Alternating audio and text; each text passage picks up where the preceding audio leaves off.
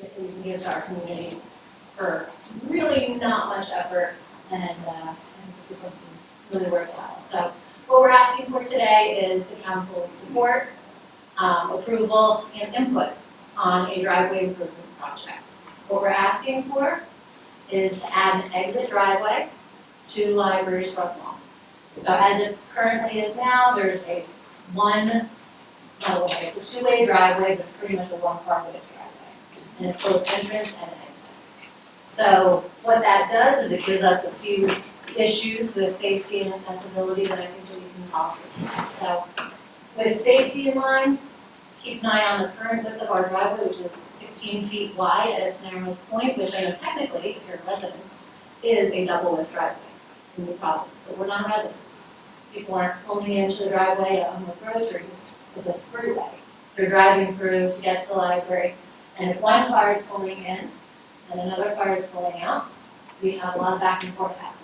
So somebody usually has to go in reverse, which can either put pedestrians in danger in the parking lot, kids, or traffic coming out in danger. So what we want to do is fix this and make it safer so that it's a one-way driveway. There's also some limited visibility because of the fact that the driveway right abuts to Lincoln Lane, which is that parcel of land in between the residences and the library. And there's so much tree overgrowth that if somebody's pulling out of the library, anybody coming east on Elkwood really can't see that somebody's exiting until we're on top of them. So with an exit driveway, that'll help the visibility too. And I also think that this will alleviate some of the illegal parking that we see along Elkwood Ave, because a lot of patrons pull up to the front, blocking that intersection of Elkwood and Academy, just to run in and drop off books. And if we put this library exit driveway in, that'll alleviate that too. The other reason that we're asking for this project is to improve accessibility, which we know is important in this town. There are people with mobility issues who now have to park in the library to return materials. They have to get out of their car. They have to walk the materials either up to the front door or to a drop box that's been placed at the parking lot. But it's not drive up. Putting an exit driveway in means that we're getting a one-way. And so drivers can drive up, use their left-hand window, drop off library materials, and not even have to stop. So I think that helps people with mobility issues. It also actually will help more than just people with mobility issues. It'll help parents of young children who have to take their little kids out of their car, load them in strollers. It'll help with weather conditions. So by having this one-way driveway, it just really makes it a lot easier for people to use our library. So what I've done is take a couple pictures so that you can actually envision where on our property that you want this exit driveway to go. If you look at the picture in front of you, the exit driveway would be right parallel to where the sidewalk is now. So the picnic table right in front of you would be removed. We would have to remove about 2 trees to the left-hand side so that we could get the exit driveway in. Again, the book drop becomes drive up right alongside of driver's side, left-hand side. And it just makes it a lot more accessible. So where it comes out here gives sight lines, and I'll show you in the next shot. This is looking out if you're a driver exiting the library. Again, we're replacing the book rack and that picnic table. You can now see to the left oncoming traffic from Academy Street. You can see to the right, which is oncoming traffic from Elkwood Ave. This will require the removal of 2 to 3 trees, like I mentioned, and it's also going to require the relocation of one of our ADA compliant handicap spaces. So what we are looking at doing, this is the far away full property view, is if you can see the little blue dot, that's where we would move the ADA spot. There's already one ADA spot there. There's a curb cut already existing. So moving the ADA spot gives it curb cut wheelchair access. And it's right near the handicap ramp that's already existing on the side of the building. Are you losing one spot We are losing one spot by moving that? and then moving the handicap spot. So I'll show you on the closer up view, the next slide. By the way, this whole project adheres to existing zoning requirements. So the library is required by law to have 2.28 spaces per 1,000 square feet, which means that we have to have 37.62 parking spaces. We are already above that. We have 43 spaces. This driveway project will reduce us to 41, which still remains in compliance. There's no impact to the impervious ground requirements. We just had the DEP study done, and this is not going to impact how much pavement we're allowed on the library land. And then we'll also replace the existing library parking lot sign, which is just a dinky little traffic sign. And this is hopefully going to put a nice, more attractive sign that goes along with the look of all the signs in town in that newly designed island. So, last but not least, we're not asking for your money. The library has a capital reserve fund. We have been saving up since the days of COVID, when we ended up being able to put away a little bit of a nest egg. And because this comes under the bid threshold, we can do this without having to go out to bid as well, which makes it a nice, easy project. So here's the closer up view. This helps us. And you know what? If you're like me, I'm going to skip to the last slide. This is what I can see. If you take a look at the black box on kind of the right-hand side, that's the new drop box. So we've already purchased this. Right now it's a walk-up box, but it's adjustable so we could spin it around, becomes a drive-up box, and then staff can still access it from the sidewalk. The tree removals that we're talking about, you can see where the tree lines overlap. 2 of these are dinky little maple trees. One half died last year and was or 2 years ago and was already replaced. The bigger one towards the street, and this is why I come here asking for things like input and ideas. It's a deciduous pine. So deciduous means it drops all of its pine needles. And if it's right over a driveway, it means we need DPW here often to clear out all those needles and keep it a throughway. The branches and the boughs also sit pretty low, which means that clearance for trucks and deliveries might not clear it. I think aesthetically, it makes sense to remove this. But again, I'm open to council's input here. Do you have any plans to replace any trees at all? So we are on a 4.6 acre lot that is wetlands. And we have trees dropping seedlings left and right, bamboo shoots growing. We would be happy to replace and plant more trees. But there's not much of an environmental impact because the whole library lot backs up onto green space. Would you be open to donating a tree to the borough? Absolutely.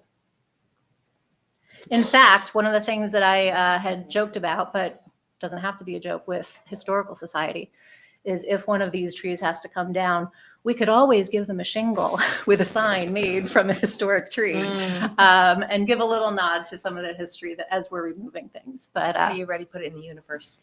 You know what? Watch what you say. You gotta have an idea of the things that you're changing. Nobody likes change. I know it's hard. This is how this building has been. But honestly, our building was this tiny little thumbprint in 1950.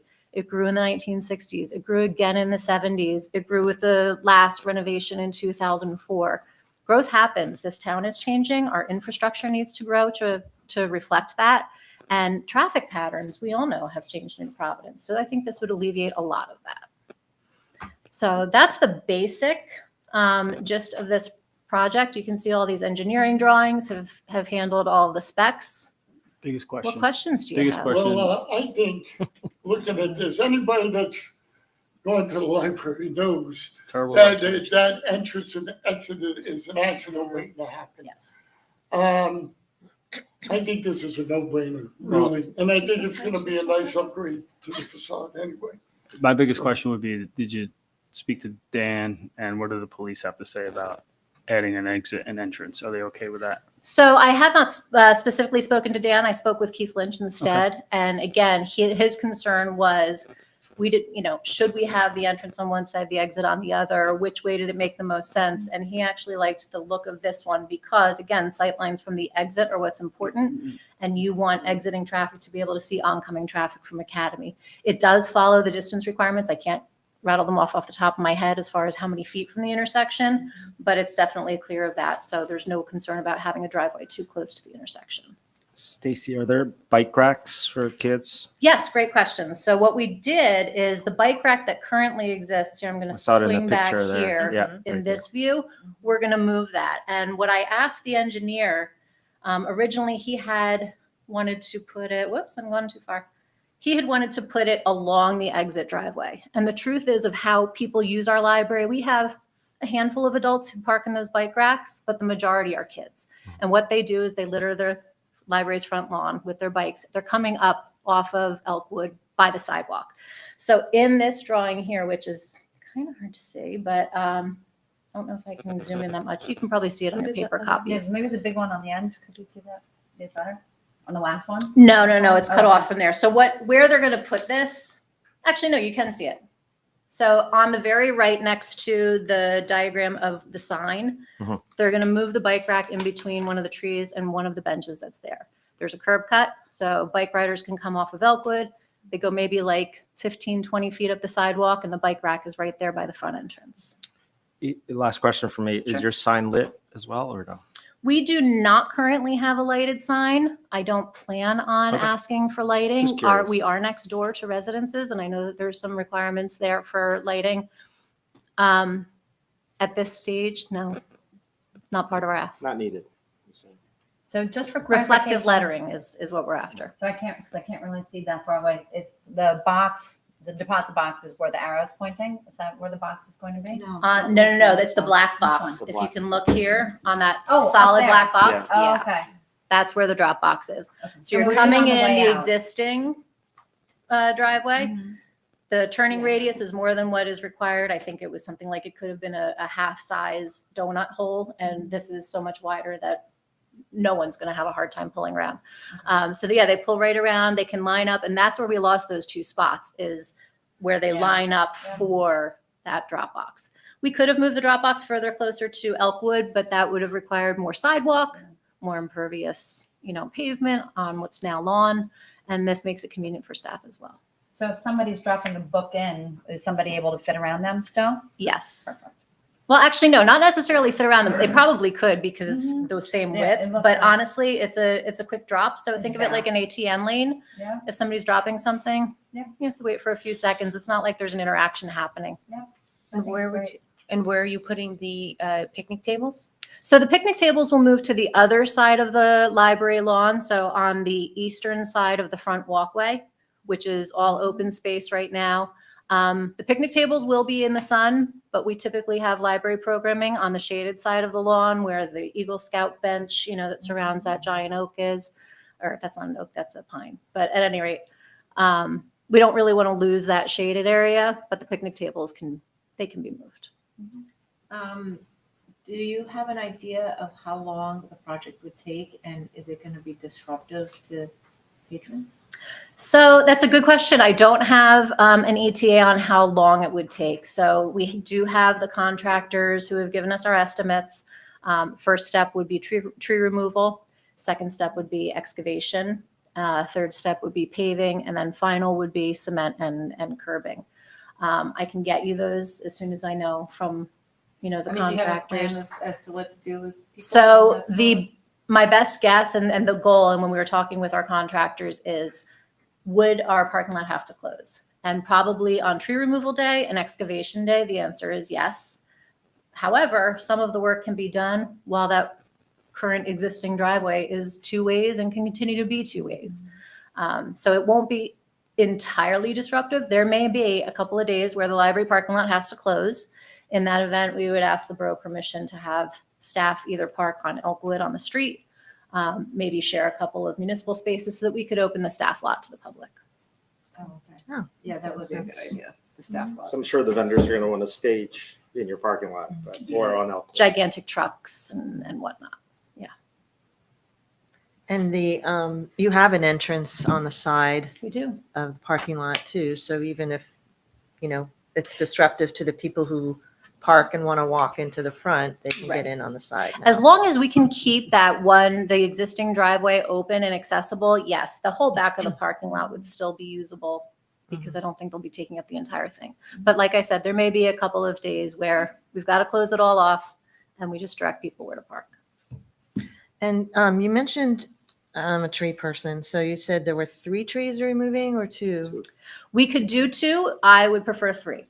Okay. all 3 of them in that area? Yes, so if we look at this drawing here, the 2 trees that definitely are going to go are towards the top of the arc there. One of them is like literally covered by the gray where the driveway will be, so that obviously has to go. Uh-huh. The second one is further in on the island, but it's growing at an angle that just makes it. Picture. You want to show that picture you Sure. Yeah. Yeah, I only see two. That Here we one. go.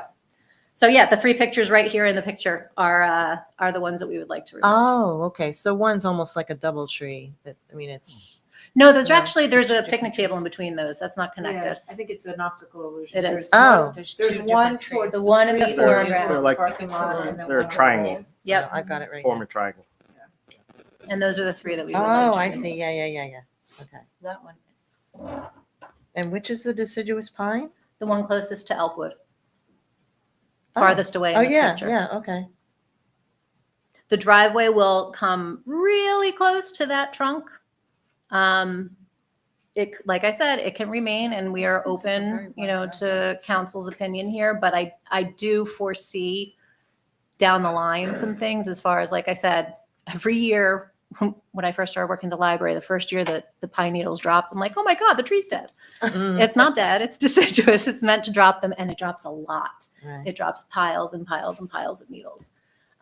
So if I think about rain, if I think about snow, if I think about weather with those in the driveway, that can become a hazard. And which is the one you're talking about potentially transplanting or donating to the borough? Donating, I think, a young tree. I don't think we would want to. No. Oh, want to I'm sorry. I donate. thought you No, were no, no, talking not about transplant. replanting it No. somewhere.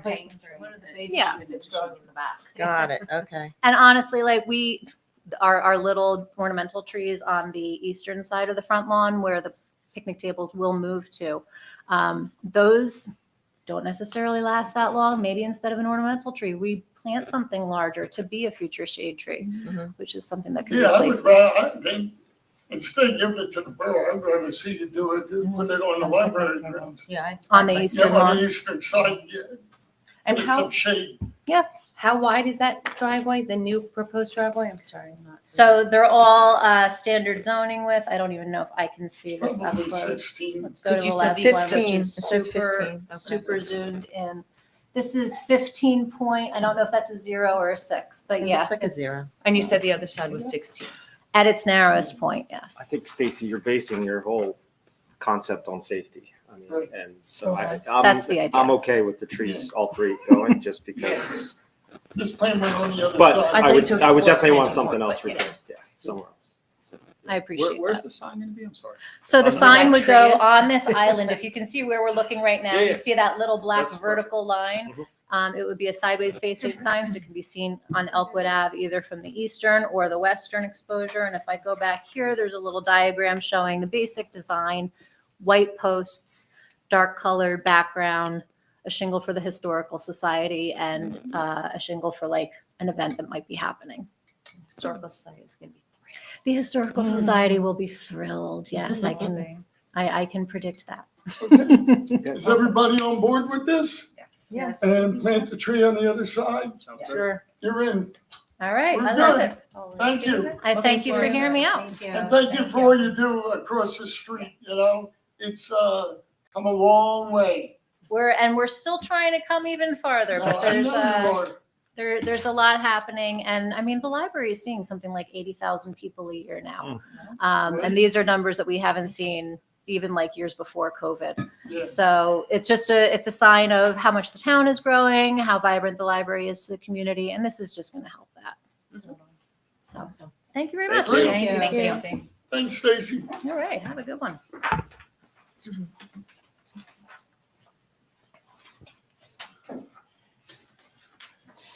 How you doing? How are you? Good, we're getting a presentation about our revaluation. Everybody has questions. Oh, I'm sure. We'll work through it. And what's your name? I'm Sean O'Sullivan. I'm representative of Okay, Professional Sean. Property Appraisers. You know what? I don't know if I have now. Is there a? Yeah, I could, if you have that. Let me see if I can pull it up. Sean with an S-E-A-N? or Yes, S-H-N? S-E-A-N. Mhm. And what's your last name? O'Sullivan. Oh, so. Good Italian. Spelled the correct way.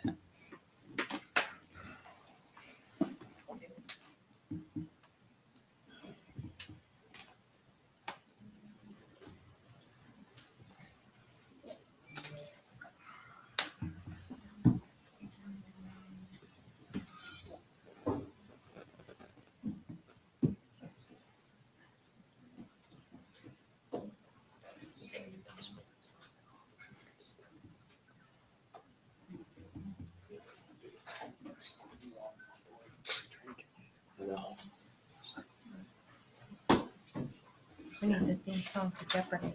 2 minutes before the real presentation. While you're doing that, can I have approval of minutes of June 17th, please? So moved. Second. All in favor? Yes. Yes. No, so be it. July 8th, special meeting. So moved. Second. All in favor? Yes. Aye, Aye. no, so be it. Still working on it? Okay, let's go through some correspondence. County to Union, Department of Economic Development, CDBG award. And we're getting $39,500 for ADA grant for the Recreation Department.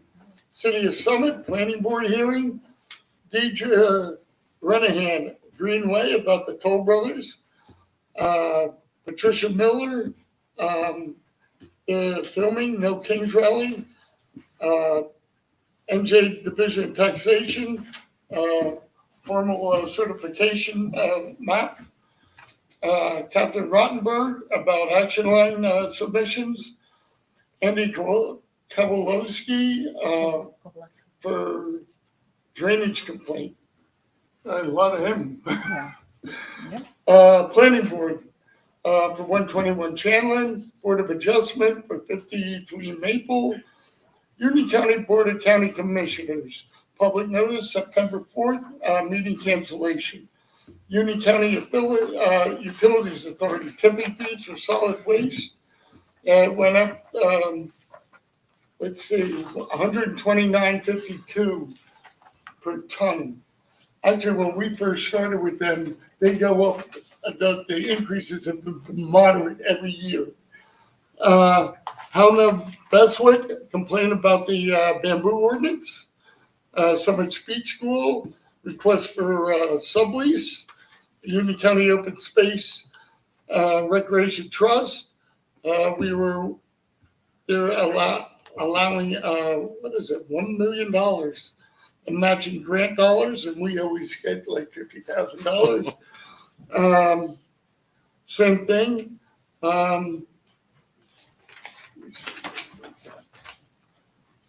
All sites for the Historical Society has to be registered with the state. Board of Adjustment for 22 Brook Hollow Lane.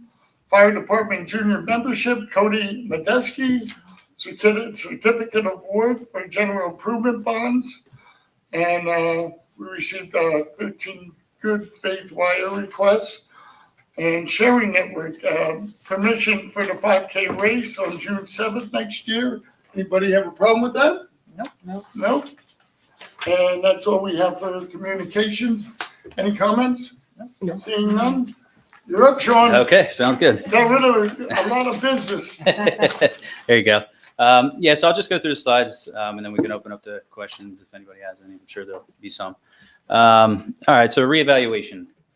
Typically, a reevaluation is a program undertaken by the municipality to appraise all real property at its fair market value, meaning 100% market value, homes being sold at what they, at their at 100% market value. The goal of the reevaluation is to spread the tax burden equally throughout the municipality. So basically that tax burden is going to be put everybody on a fair playing field. Some will go up, some will go down, depending on where your individual value will fall. What is meant by fair market value? I kind of discussed this. Fair market value is the price at which a municipality assessor believes a property would sell at a fair bona fide sale by a private contract on October 1st of the pre-taxed year. So basically anything before that October 1st date, any sale that we would consider a market sale, a good buyer, good seller, we will be looking at in terms of valuing. Why a reevaluation now? A reevaluation is warranted when properties in the taxing district are being assessed substantially below or above true market value. The average property in the Borough of New Providence is currently assessed at 39.17% of the market value. So it's considerably under what the true market value is for these properties. What's the difference between assessed and fair market value? So these assessments are basically like a snapshot in time. The next slide will tell you, but the last time that it was done in town, I believe it was 1998. So basically those property value or those property assessments are from that 1998 assessment. So basically over time, market value will adjust, based off of the market, but the assessments will stay the same from when, unless you have, work done to your property or there's some kind of added assessment done or, something along those lines. But if you don't touch your property and, you don't have any kind of added assessments, typically it'll be that 39% will be the difference between what your assessed value is to what what the market value is. So the state will take into account every year and they'll look at sales and then they'll look at the assessments of those sales, and that's how they come up with that percentage. So again, it's just basically a snapshot in time from the last time that the property was assessed, which was. We kind of use the term your property's assessed value today is X, right? 500,000. Yeah. The fair market value is $1 million. So the fair market value, assessed value at the end of this evaluation will be the same for year one? Yes, 100% market value. So that's the purpose of the reevaluation, is to bring the values back to 100% market value. The state, regulates these numbers, and they basically tell the township that, listen, your assessed value is this far away from your market value. You have to bring your market or your assessed values back to your market values. Now, we don't know how long, again, it'll be until this is repeated. So this will, again, be a snapshot in time, for this year's assessment. And it will, again, gradually. Now, I know you're going to get there. Yeah. But the explanation is I would like to hear how we go from the rate times the assessed value to the. Sure. the Yeah, new we could go rate over that. with the market, because I think that's going to be the biggest. Sure. Yeah. I mean, it's, obviously taxes are the most, You're what gonna everybody wants to double know my about. assessed value today. Does that mean you're going to double my taxes? That's what people No, yeah. And then I could explain that to you too. So that's no problem. The one question I have, and people ask me all the time, and you Sure. have it there, why revalue now? Yeah. And I don't think people understand, this isn't our decision, it's the state mandates Yes. revaluation. And every Correct. town goes through this. Again, the state monitors this. They're the ones that basically say, hey, listen, again, your assessed values are so far away from market value, you have to do this. Because over time, markets can shift within the town. There's different circumstances that happen within the town, and it's a way of making sure that everything is on a fair, equal level. If you didn't do this, there would be no way of balancing it out. So the state basically says it has to be done every so often. Sometimes it's sooner than later, and really what controls that is the market. So if there's a pretty substantial increase in market or decrease in market, typically it has to be done because those assessed values get further and further away from those market values. So And I think it's important to note that the last time we got revalued was in 1997. Oh, okay, 1997. Okay, So, yeah, it's been quite a while. It's been Yeah, quite a while, and I'm surprised the state hasn't mandated it long ago. yeah. I I mean, know they were pushing it like in 2016. yes, And then, yeah. you know, Yeah, I mean, there's you always have to certain get your tax circumstances. maps all done, and Yes, COVID there's hit, always and, there's so- things that can happen, and Right. sometimes it doesn't work exactly the way that the state calls for, but and every town is a little bit different. But yeah, the purpose to it is to again bring everybody kind of Spread back it on it. equally. Yes, yep. So that kind of gets into what I was about to say here now. So obviously the reevaluation is warranted when the property taxes, or I'm sorry, the properties in the taxing district are being assessed substantially below market value, which is what we just discussed.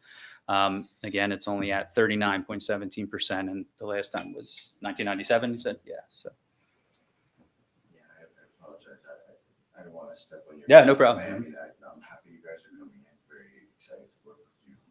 yeah, I appreciate it. Coming from the outfit. Sorry. And that's why, Can you for the introduce audience to know, that's Brian Flynn. He's our tax assessor in town. I So, mean, you guys have it all handled, but I mean, I don't know, but familiar. Yeah, you guys do a lot of work. Yeah, we're all, I mean, we've been in a lot of Essex County towns. We've done But Hunterdon. we have been, on average, the state did step in, COVID set things back quite a bit. They had stepped in, and one of the big case in with Elizabeth was one of the lowest ratios. It was No, Brian, you're gonna have to talk into the right. microphone. Or pull it closer to you. Just pull it It was Yeah. about, it was about close to 10 years ago, if I'm not mistaken, 7 to 5% ratio. And by ratio, he means that percentage. Right. So The that average, 39%. from the studies that our assessing offices do with the Division of Taxation to determine the equalization ratio. And they did step in and ordered them, and there was a case that was going on for a while, and we really did well here, budgeting for everything. We've been preparing for it, and it needs to happen. So I'm really happy with everybody. I've been here for 10 years now. But you Don't know give what? away your age. I'm still young. Are you kidding? But no, it really is. Everybody I've worked with has been fantastic, preparing and accepting. There's many places throughout that it becomes such a political issue. And it's scary, and I understand that, but we have a good firm, I believe, representing us, and I'm very excited. It's I been a think long that- time coming, and Yeah. we've been preparing for it. We budgeted well for it, so it's not. There's some municipalities have to bond for it, and it becomes all kinds of issues. No, we really did it well. Brian, I'm sorry, Yeah. Mayor. Brian, I'm excited to hear the rest of Sean's presentation, but I'm sorry. we are going, no. No, it's Question for you, but we are going to have a lot more public sessions, several, yeah. right? Yeah. Yes. Maybe you can speak to how many or, Well, you guys will have contracted for. It was a 3. Do you know the contract? think it Yeah, was so it'd be two Two or more. three, yeah, throughout and the process. I'm always open. Oh, I to know do your office anything. always Yeah, I mean, whatever we I- need, I will. we're open Yeah, to I it. know you where to find you. You Yeah. could, I'm happy to do any Yeah. meetings. No, I think anytime, but because the one thing is a Sure. lot of people don't show up. In your experience, we were talking earlier, Mhm. and you said like Hunterdon County had a big turnout. Yeah, it at depends. I some mean, there's meetings. always, it really depends on where you're at. I mean, we've had meetings where we filled the whole courtroom, and it really all depends on, and we understand too, when it's not done every so often, it's also, there's a lot of myths. There's a lot of things that I know Facebook always tends to be a bit of a issue, there's a lot You of, think? yeah. But we always say, call us first before you Yeah. believe what's being said on Facebook, because again, there's a lot of misunderstanding to this. Right. And that's what we try to, achieve with this. We try to, take that misunderstanding and provide as much information as we can. So I think That's our- what Brian, you were saying was that, we've been putting money away since 2015 Oh, we did a great for job. this. We really did. I mean, doing reval isn't cheap. No, And we knew it wasn't cheap, and we were putting money aside every year so the taxpayer wouldn't get hit with a big bill all at once. So we've been doing our tax maps all along and going through the process. So a lot has to do with you because you told us that's the best way to do it, and we followed your lead. And I want to thank you because we were very proactive in this whole thing. no, it was a great team to work with. Everybody did a great job, and now it's going to be smooth. And we found a good firm. I'm very happy to start it, and I know there's going to be trepidation. There's going to be apprehension. Always. But I mean, that's like if you guys want any meetings or anything, Zoom meetings, we can do whatever would be easiest for you. And these guys, I know them. I know they're going to do a great job. Okay, great. And we need it. That's the one thing. Yeah. We really do. It's really, we really do. But yeah, so we're basically, this says we're in the contract, obviously, with the borough here to, do the reevaluation. And, we're well versed throughout the state. We do this day in, day out. So, we've probably seen every kind of situation you could think of. But, I think there's a couple more. Okay, so this is always a main question. And I know people are always a little, worried when we come out to the property. So typically for the data collection, the guys that are collecting the information out in the field, each data collector will have, a photo ID. It will be visible. They will show it to you when they come to the door. It will have our, professional property appraisers identification on there, as well as the individual's name. We do provide everybody's picture and name on our website as well. The inspector will have a letter from the town with the town's letterhead on there if they, want further proof at the time, when they come to the door. If there's anything else that, you want to ask about or anything, we can provide you the number at the time to call the office if there's anything further. Sometimes, people are a little weary, which we completely understand. We do check in with the tax assessor's office as well. If you want to speak to them, they have all the identification as well. Sean, Yeah, do they go out as a team or particular neighborhoods? Will you announce what happens is we will usually give an area to a certain inspector. So we do it by tax maps. So we'll give a tax map to one guy here. We'll give another tax map to that guy there.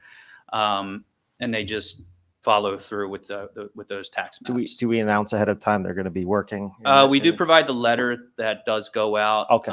Sometimes it's hard to predict where they're going to be just because of weather and all kinds of situations. We can't be out there during the rain with the computers and everything. So it's hard to say exactly where they'll be, but the general area will be, kind of. The one question I have, and I hear it, I don't want them coming in my house. Yeah. So what happens if you're not allowed into the house, or so you just can't find that person at home? I mean, so we have 3 attempts that are made. We have the first attempt where we'll leave the card. We'll have the second attempt where we will also leave the card, and then we'll send a third attempt letter. So it's up to the homeowner, if they want to allow us in on those 3 attempts. I will say if we don't get into the property, we do have to estimate based off of old information or whatever we have, depending on what we have. I don't suggest it because then it's hard for us to value the property the correct way with an estimation on the property. We do see that a lot in the end of the process where we'll get a lot of calls and said, well, I didn't let you into the property. That's your right. But the problem with it is then there may be some issues that we may be seeing, and we might have to get into the property at the end of the process then. But, again, we highly suggest it that way, that that you're getting a true value for what you have rather than an estimation of your property. In your past experience, other towns, what's the percentage of people saying they're all over the place? All different. I mean, It really all depends. We try to hit the 70% mark if we can. COVID has changed the game a bit, to be honest with you. We used to get into a lot more than now it's less than what we used to get into. Again, I think it's just a different world we're living in. So is it fair to assume if a homeowner doesn't want you in, you make the assumptions and you have to use your professional acumen to get a number? And if they want to contest it later, you eventually will have to go in. Yes, right? yes. That's the advantage. That's typically the process, yes. And that would be the same for a county appeal as well. It's usually in terms of making an adjustment, we do have to, see the property. So thank you. So yeah, that's pretty much how the sorry. That's no problem. And I don't know if this is impossible, but I would, and I talked to Diane about this from the communications committee perspective. When we have people walk around the borough, right, and solicit, if you will, I'd like to put that on the website that, these people are here. So somebody doesn't feel comfortable, they can click on it.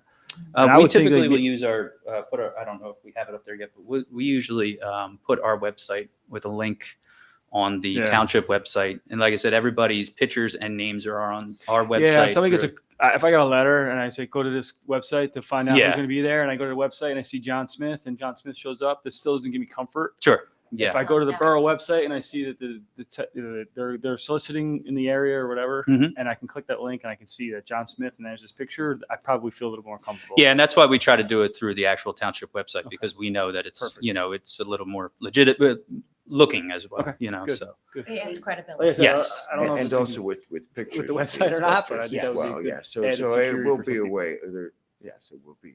Glam shots. I don't know about that, but Posing maybe, it All all. AI generated now anyway. But yes, no, it will have pictures so everybody. yeah, can we be try comfortable. to make everybody as comfortable as possible. We know it's an uncomfortable situation, you know, going into your personal property is never comfortable. So we try to make it as easy as possible for everybody. And, you know, the inspectors out in the field, they're very good at it. They understand if you're, you know, uncomfortable, and, you know, and that's why we come back to the property. You know, if we hand you the card and you're not comfortable at that time, if you want to do the research and you want to, you know, find out more about it, then you can call us back and we can come out for the appointment later on. If you're, you know, kind of, like I said, weary at the time that they're showing up at the door. And there might be 3 attempts, but 3 times the person's not there too. So you have to. Yeah, well, we do have appointments. You do? Okay. So You the leave appointments are really where we rely on those attempts. So, you know, if you get the card, you call us, we try to work it around your I see. schedule. We'll have some evening appointments. We'll have a Saturday every now and then. So it's a during the valiant month. effort to. Yeah, I mean, we Yeah, try no, to do the best yeah. we can because we know people are working. We know, you know, there's certain situations where people just can't be there at a certain time. So we try to accommodate those hours. So. And in addition, I also am always accessible. As well. We know that. So, but what I mean is like these guys they're going to do a great job, and they will have Saturdays. They will have evening hours sometimes during the week. Mhm. But at the end of the day, there's going to and informal hearings and Yes. whatnot. And after that point, if somebody hasn't had access, the whole point isn't about trying to make anybody uncomfortable. Right. We're trying, like, and that's what the point of these meetings are, and the hope and moving forward. There's going to be letters. There's going to be reach Communication. out. I mean, it really is just about making sure the burden to raise the funds to provide the services that all of our residents, you know, would enjoy. Are treated equally. Yeah, it's spread equally across, and there's going to be many ways to make that happen. I mean, we're civil servants. Is it businesses as well, or just residents? Yeah, so every single property will be revalued. Okay. So we have commercial representatives that will be out to the commercial properties. representatives. Okay. They will be doing inspections. Yes, they will be valuing those as well. So. Okay. Mhm. Thank you. So yeah, this kind of goes through exactly what we were just talking about, interior and exterior inspections. We're going to be measuring the building dimensions. That's how we gather our square footage. That's an appraisal standard. So all of the measurements are done through the exterior measurements. When we're out at the property, there will be a picture taken of the front, the back, and you know, whatever else that Brian feels he would like there to be pictures of. We don't take interior pictures of anything on the inside. It's all exterior pictures. We will be reviewing recent sales. We'll be looking at the different markets within those sales. We'll be making adjustments for those sales at the time of the valuation.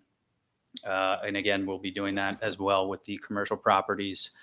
And then the residential properties will be analyzed through the sales comparison approach.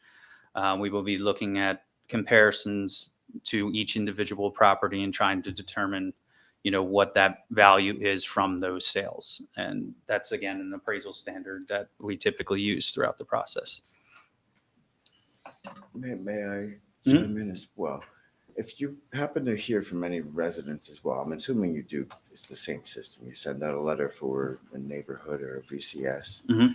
And so our residents are going to receive letters. And you have to understand, I remember when I was back in doing reval, somebody doesn't answer the door, they just don't want to answer the door. And then there's the inspector walking around measuring the house because that's what they're told to do. And they go around the back and somebody starts yelling, "Why are you in my yard?" I mean, you're going to receive a letter. There are going to be people in the neighborhood. And that's one thing that I really would like to get out there so people aren't uncomfortable.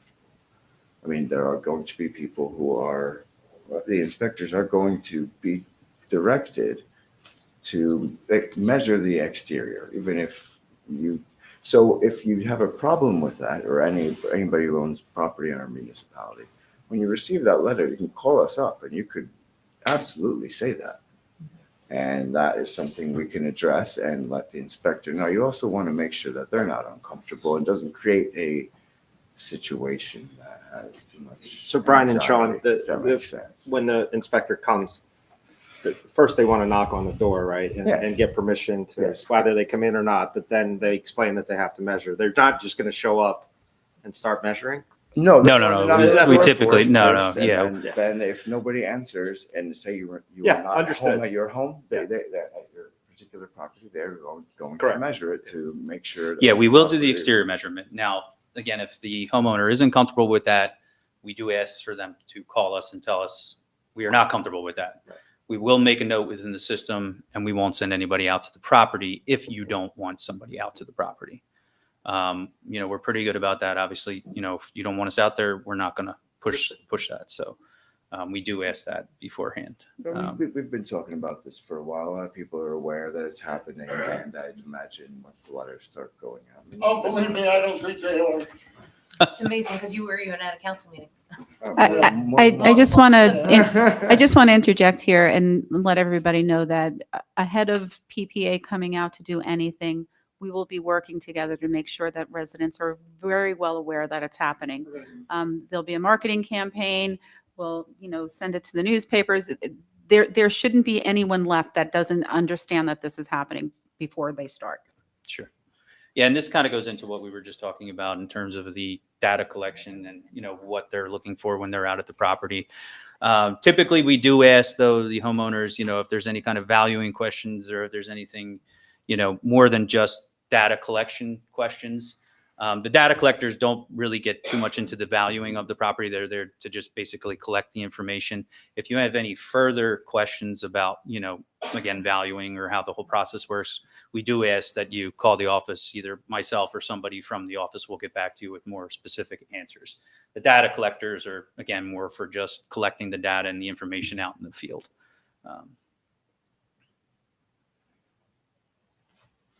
So the same thing, this is what they're looking for. They'll be looking for overall condition. They're going to be checking bathrooms, bedrooms, things like central air. Attic space is a big one. We really try to make sure that we have that space correct. If there's a attic on the third floor and it's only half finished or whatever percentage finish it is, we need to know that because it can affect the square footage. So it's mostly things along those lines. Same thing for the basement area. Basement area won't be considered square footage because it is below grade, but we do try to determine how much of a basement is finished, if it is finished, so we can put that value on and make the adjustments that we need to make. For the exterior, we did go over, we will be measuring, again, the exterior of it. We will be measuring garages. We will be measuring pools, any kind of sheds or accessory buildings. We will be measuring those as well. Here's just some of the things that we won't be measuring or, putting much weight on would be things like fences, window air conditioners, obviously, any kind of, things that aren't fixtures within the property, grills, landscaping, anything like that, we're not concerned about. So this goes into what we spoke about before as well. What if you're not home?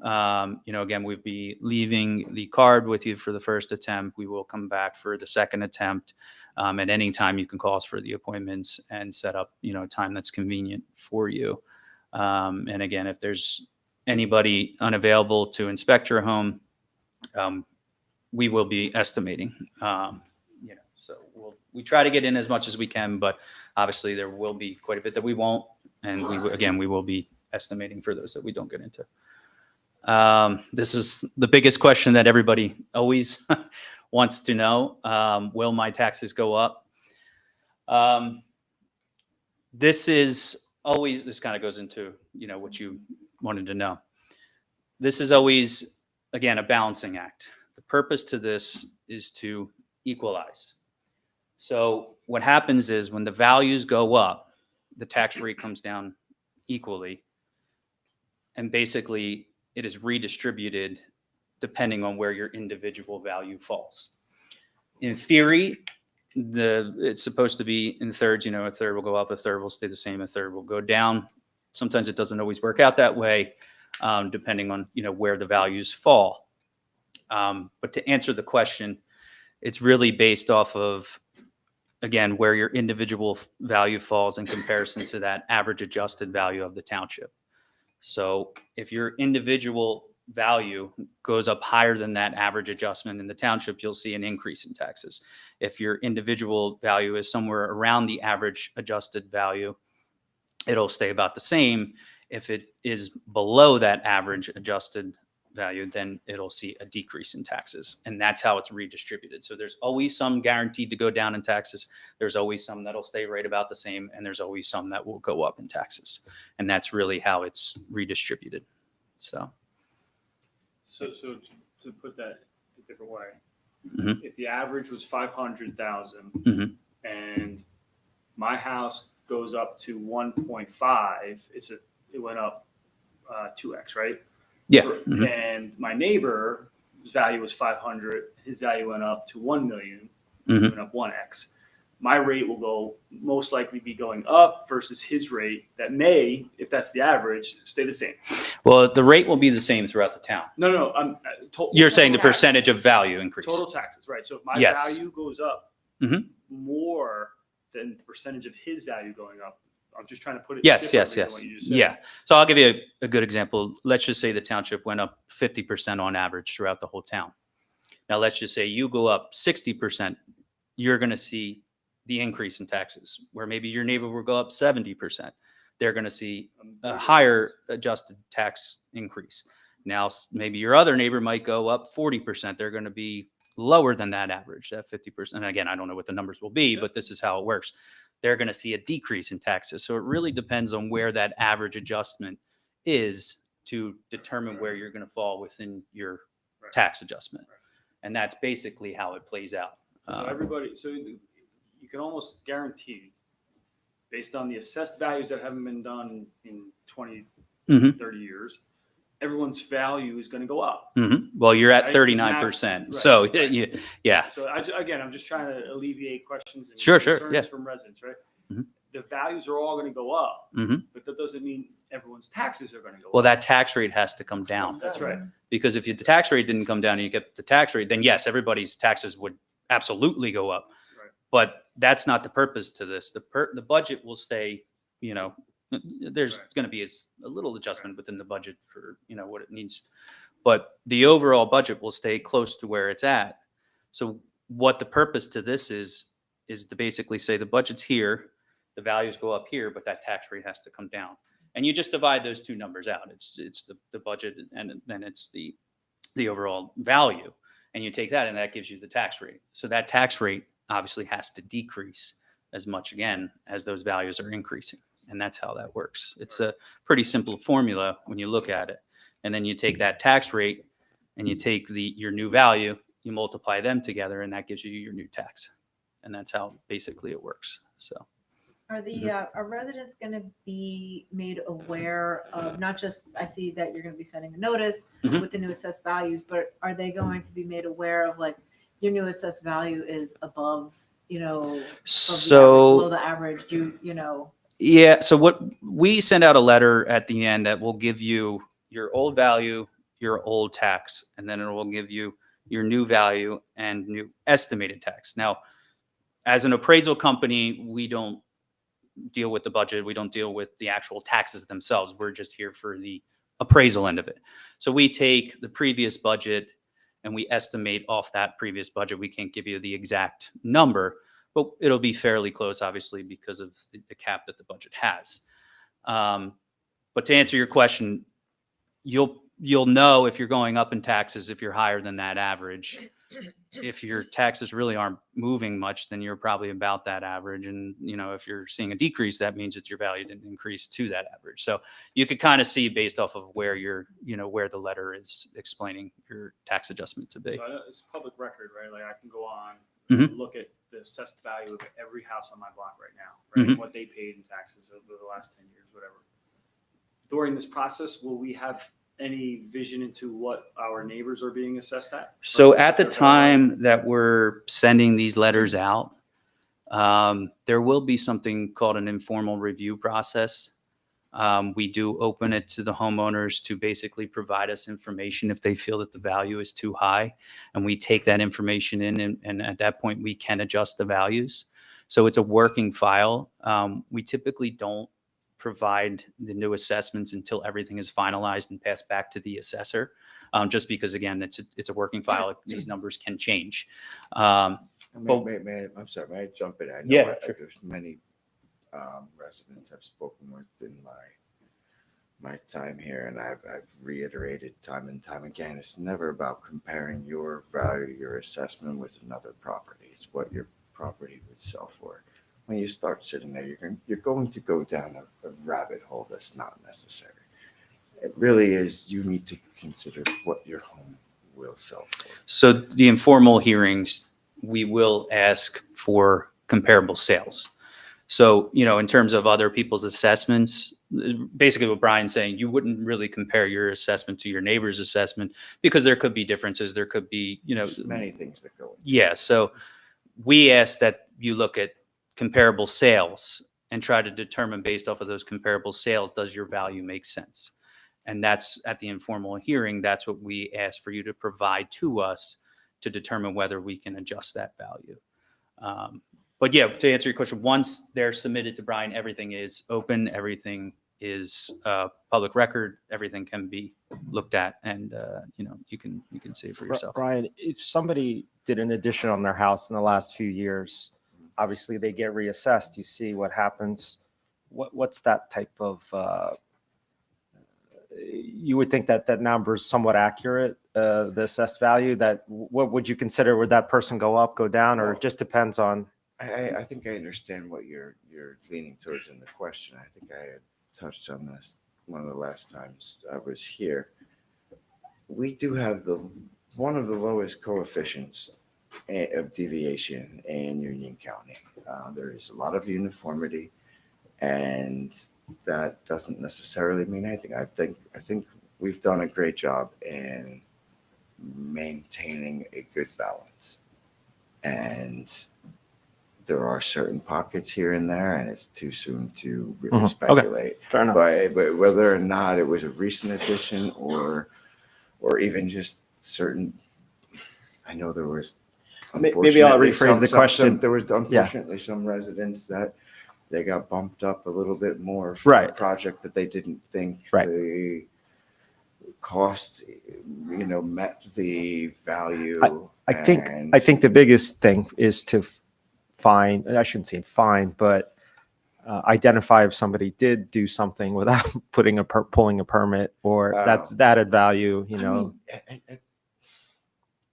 I just hope, I understand why it always looks that way. I hope at the end of the day, everybody inside of the borough really just comes together and realizes, you know what, we need these funds to provide for our Board of Ed, for our roads, for our police, for all of the great things that New Providence provides.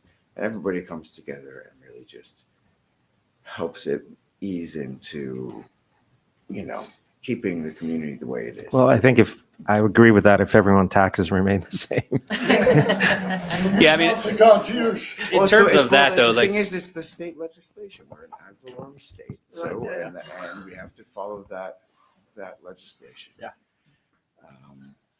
But no, yeah, I mean, I think your question is, are we looking for certain things like that?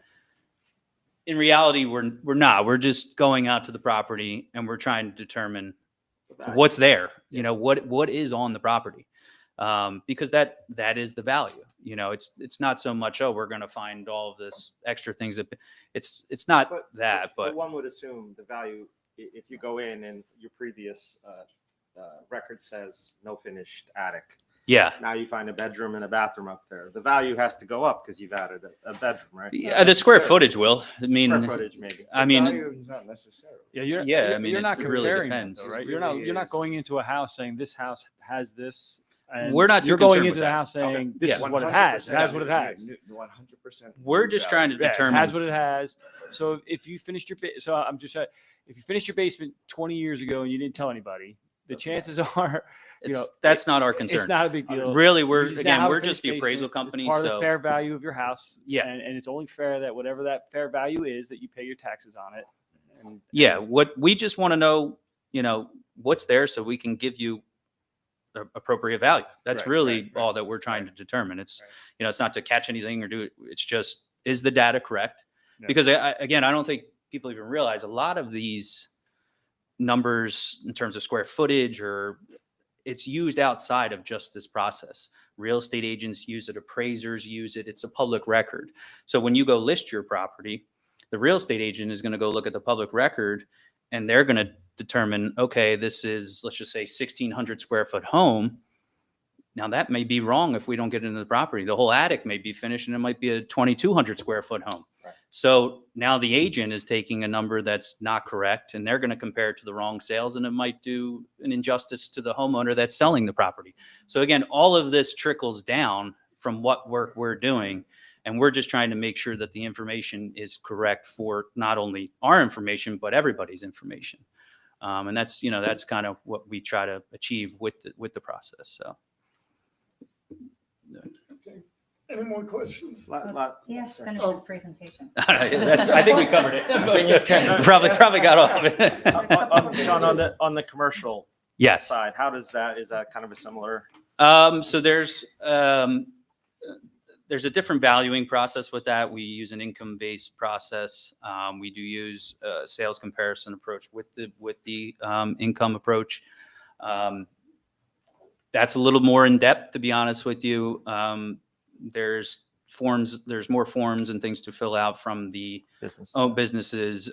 We will be looking at certain, markets within themselves. Is that a similar a third, or? Again, it really all depends. So everybody is basically thrown into one big pot. The commercials will be thrown in the same pot as the residentials. Everybody is going to be, because again, it's towards this budget. So we don't separate out the commercials with the residentials. It's really all one big, adjustment. So that percentage is still going to be a part with everybody in it. And that's kind of, how it plays out in the end. But so this goes into the informal appeals, like I spoke about earlier. At the end of the process, we do review the properties. Again, if you want to come in and speak with us, you can submit your information that you would like to at that time, and we can make an adjustment at that time if we feel that it's warranted. And again, it's just basically saying that we look for comparable sales to determine that. So you would look for something very similar to your property, style, age, square footage, rooms, those type of things. If there is a discrepancy at the time of the informal, we do try to take care of that as well. If we didn't get into the property, or if there is a square footage issue, we will look at that time during the informal appeal. So this would be after the informal appeal. If you come in and speak with us and, the number still hasn't changed and you're still not satisfied with where your number is at, there is always the county appeal after. You can, formally file with the county at that point. You have up until May 1st. It's typically April 1st, but with the reevaluation year, you get the extra month. So you have up until May 1st. And you would file very similar information, comparable sales, to support why you believe that the value should be lowered. But that would be after the informal meeting that we have. And that's our contact information. I believe you said it is on the website. So if anybody has any, questions, that's our email, and that's our, our number there. So. And I'm sure we could also put a link up when you decide what inspectors are going to be in the borough. Yeah, we can work with have that as well. Posted on Facebook or on the borough website. We can have all of that information. The police will have license plate numbers and things like that. Because I remember when I was inspecting, I got cops called on me all the time. It happens. Yeah, you're in somebody's yard. You never. It's always funny. It's always funny. They always pull in the driveway when you're coming out of their backyard. what are you doing? It's an uncomfortable Yeah, getting thing. some sticky situations, that's for sure. But it's something, this is a fantastic community. As long as everybody just has the information, it's going to go very smoothly, I believe, and I'm very, very confident. So in I that. actually have a couple of questions. Sure. And I'm sorry, just to reiterate, because I Yeah, no know problem. a couple of people have brought concerns to me. Mhm. I know that you had talked about sending out a letter townwide to everybody. Mhm. Basically, how much notice is it that you're going to be giving homeowners that you're going to be in their neighborhood? So like, is one letter going out? And Yes. You're dispersing like 10 inspectors, so it's all going to happen in 2 weeks? Again, it all depends. Depends on how many guys we have out.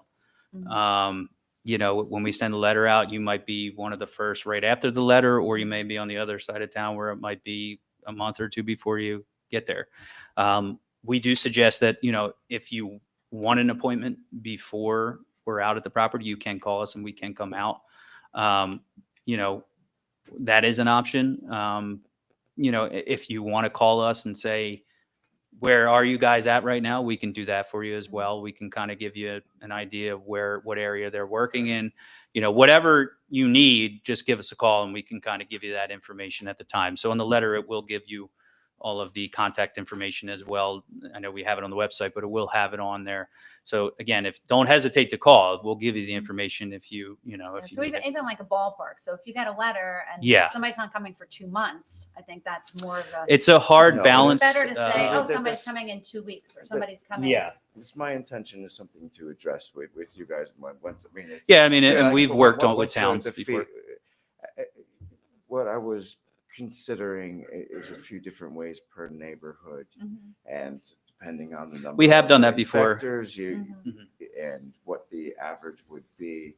And that's something that even I may just be sending out certain notifications also. It's tough sometimes because, you know, there's a lot of variation within the inspections themselves, you know, depending on the house size, depending on how many they get into, the weather. So it's hard to predict exactly where they're going to be because it's, you know, there's nothing standard about every day out here. Every day is completely different. So it's hard to say one guy might be getting 10 done, another guy might be getting 30 done. So it's kind of a tough balance to say, all right, you know, we will notify them on this day, but they might not get to them based off of what we're saying because of all the different variations that we run into. But like a ballpark time would be good. Yeah, we could probably work with that. Mhm. Or even just to bounce off of you, I don't mean to interrupt, you know, this 2 week period, and then after that time, update it, right? So Yeah. it's a rolling schedule. We've done that. We Yep. have our paving schedule online, that. and, you know, it's a pretty great schedule. Sure. But, you know, we just had a weather event. We just had, you know, there Sure. could be this, there Updated. could be that. So everybody knows that it's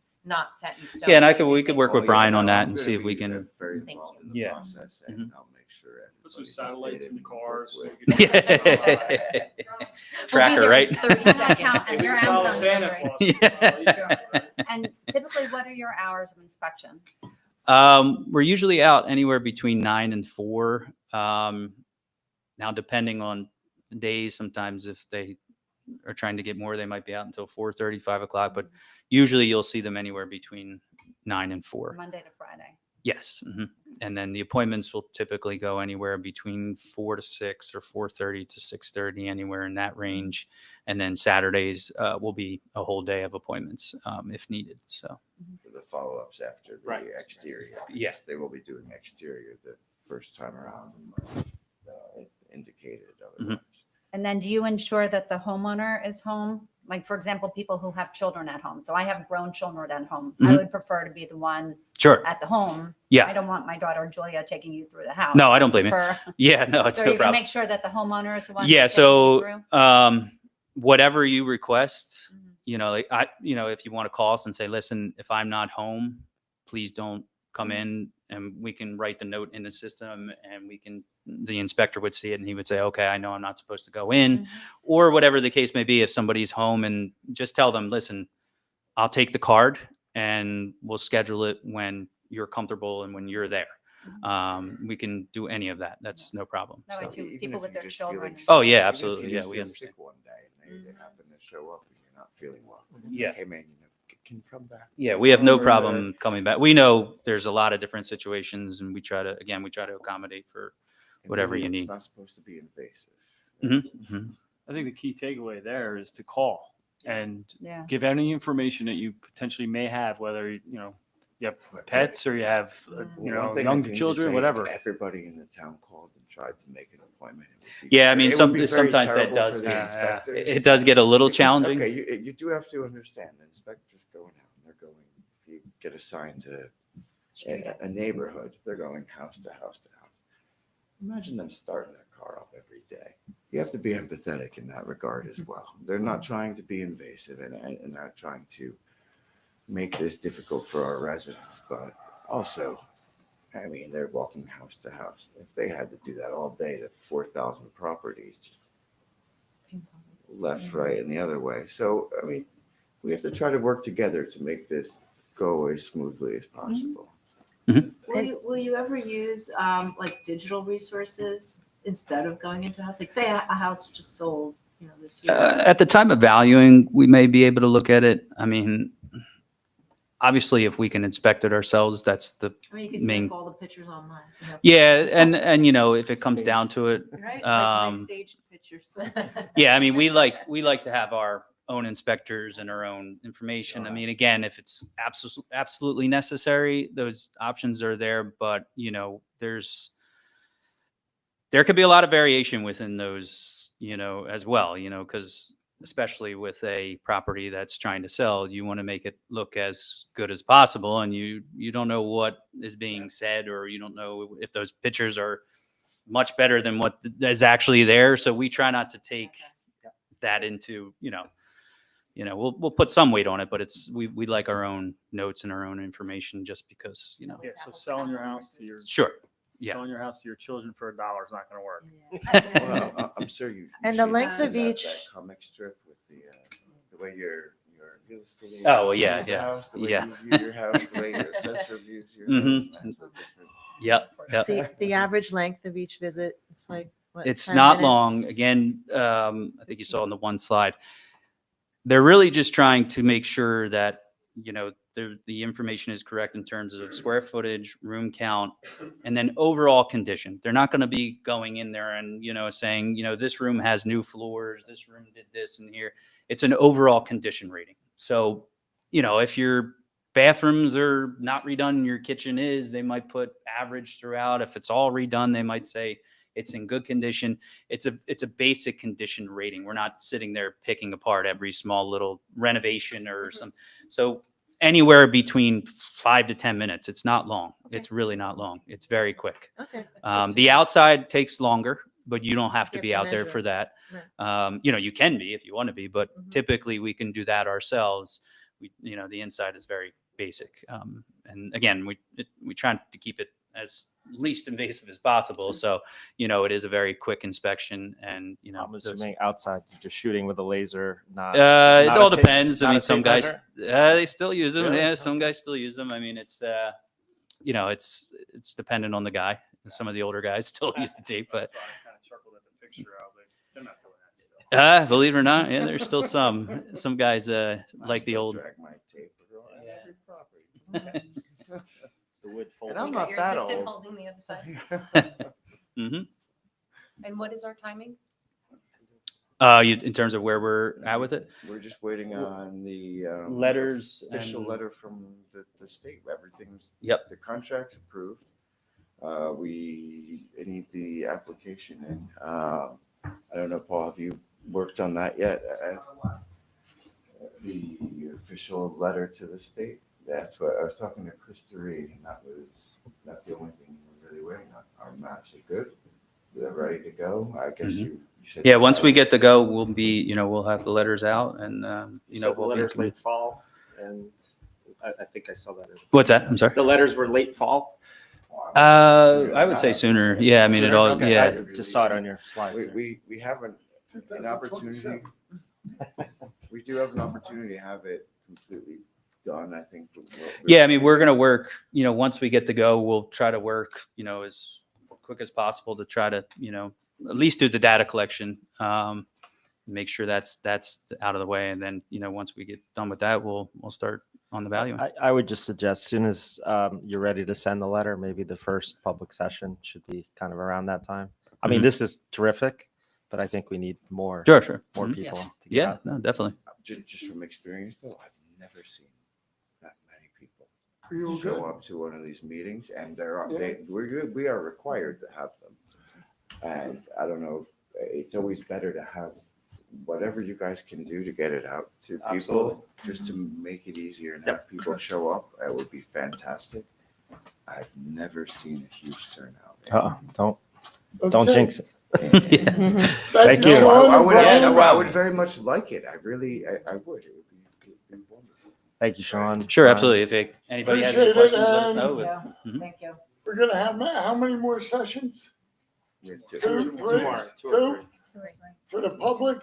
So I hope everybody sees us on TV, and if they can think of any questions to ask you, you guys will be available, right? Yeah, absolutely. I think we covered almost everything. We tried to. So, has any questions? Yes, sir. I have, John, how do you ensure that some people, senior citizens, on fixed incomes, and they can't afford the increase? Are we gonna see them forced to sell their homes? There is state reimbursements. There's a senior tax freeze. There's certain things you can apply through the state. You can talk to Brian about applying for them at the You can time. call me. Yeah. A lot of them go through Denise's office now. Denise. I'm the tax collector. Well, I was just asking generally on this. Because that's not really what their concern is, so, but the state does have, they're coming out the state of New Jersey, so they're gonna give you back 50% of your property tax bill. That replaced the senior freeze. And the anchor benefits they're still gonna have, but. Yeah, so I mean, there's Depending some on what options. these increases are, the state's supposed to be giving it all back to you.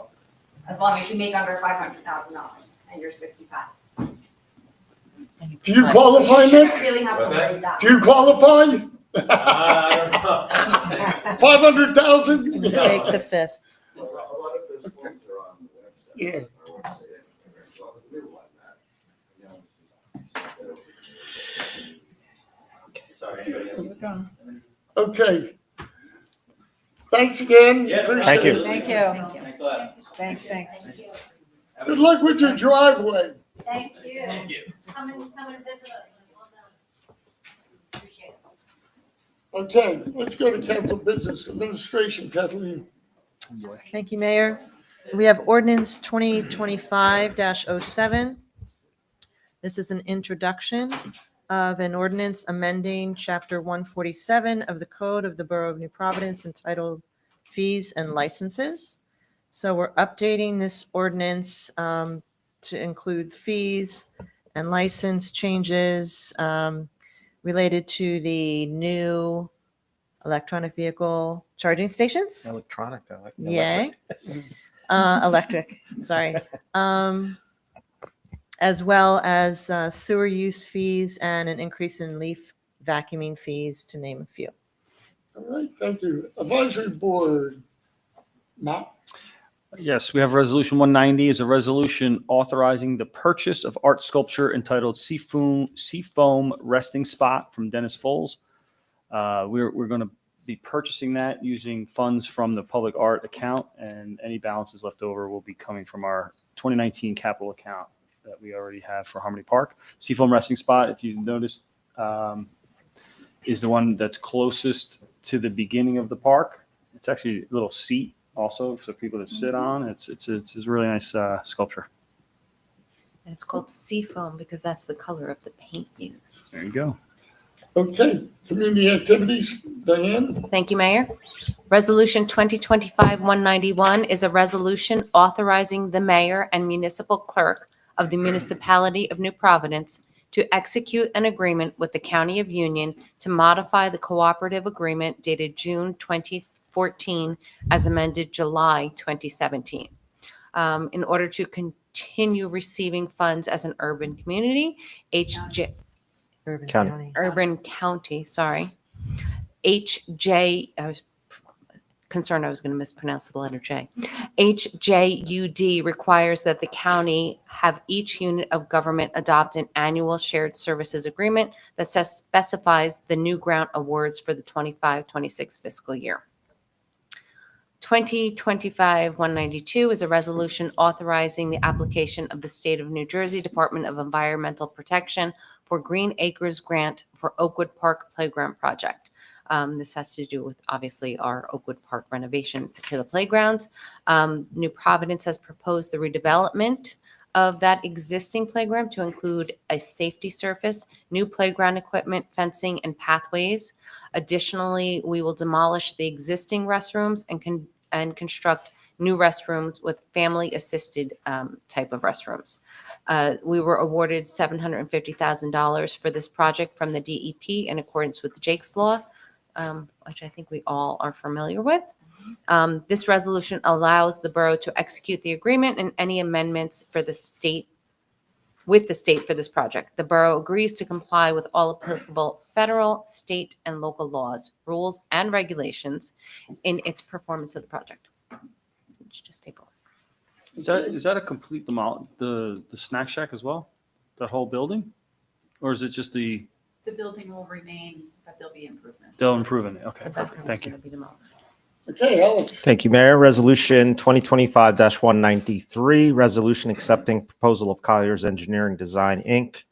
for professional design bid and grant-related services for the NJDOT FY 2024 Maple Street Improvement Project. So this approves two tasks, design bidding and grant administration for NJDOT project Central Avenue to Mountain Avenue. We expect the bidding to take place at the fall of 2025 and construction in the spring of 2026. Resolution 2025-194, approval to submit a grant and execute a grant contract with the New Jersey Department of Transportation for Union Avenue improvements. So the borough already awarded a grant in the amount of roughly $281,000 from the municipal aid portion of the Transportation Trust Fund FY 2025 to do these improvements. But that only funds a small portion of the project. So the grant application, the reason for it is to obtain the funds to supplement that award under the municipal aid portion of the trust fund to allow improvements to be constructed. So because the costs are estimated at a total of $1.25 million ballpark, we need an additional $975,000. So the idea here is to do the entire tip to tip versus doing portions at a time, and definitely a lot more efficient. Resolution 2025-195, resolution approving contract with Northeast Roof Maintenance, Inc. for repairs to the firehouse roof in the amount not to exceed $34,320. So there's a lot of wear and tear over the past 30 plus years that have left several aspects of the structure in need of some repairs. The roof system is very durable, standing seam roof, but flexible gaskets and caulking need some maintenance. So 3 quotes were solicited for this project, and we're asking for approval for that. Resolution 2025-196, resolution approving contract with CRT Contracting and Coating, Inc. for repairs to the municipal center roof over the recreation wing in an amount not to exceed $41,385, state contract BC-BID-23-46. So this just addresses some of the longstanding roof leaks issues in the rec hallways and offices. Okay, resolution 2025-197, resolution accepting proposal from the Museal Group for professional architectural services for the New Providence Police Department renovation project in the amount of $707,900. So this is the proposal for the Museal Group to provide professional architectural services for construction contract administration for the new police headquarters. I think we saw the presentation several months ago, so this is just accepting their proposal to get started on the design.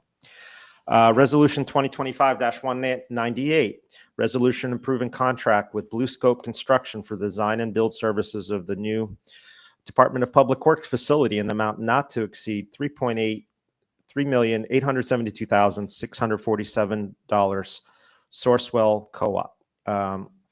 So this is a design build for the entire DPD structure.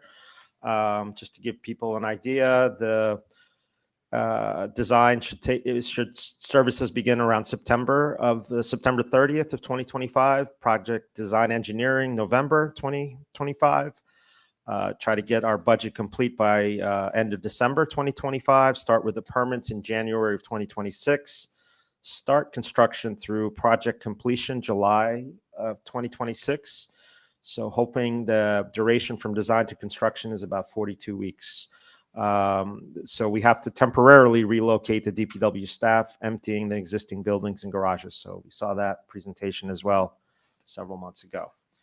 Well, last one. Resolution 2025-199, resolution approving contract with CRT Contracting and Coating, Inc. in the repairs to the roof at the old Borough Hall building in the amount not to exceed $6,375. State contract BC-BID-23-46.